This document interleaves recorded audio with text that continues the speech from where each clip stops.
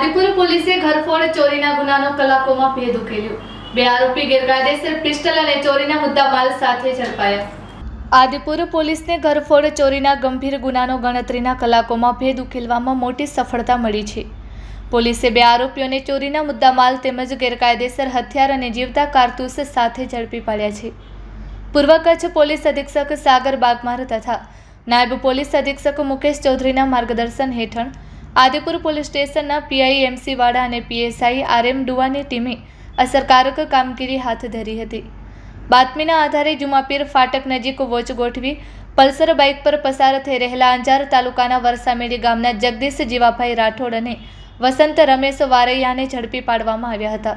તપાસ દરમિયાન આરોપીઓ પાસેથી કુલ રૂપિયા 8,62,335નો મુદ્દામાલ કબજે કરવામાં આવ્યો હતો, જેમાં એક વિદેશી બનાવટની પિસ્ટલ, 26 જીવતા કારતૂસ, સોના ચાંદીના દાગીના, 3 લેપટોપ, 11 મોબાઈલ ફોન તેમજ રોલેક્સ અને રાડો સહિતની 35 કિંમતની ઘડિયાળોનો સમાવેશ થાય છે।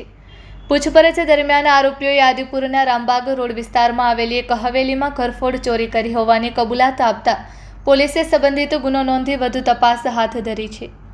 Report by Bharati Makhijani, Gandhidham.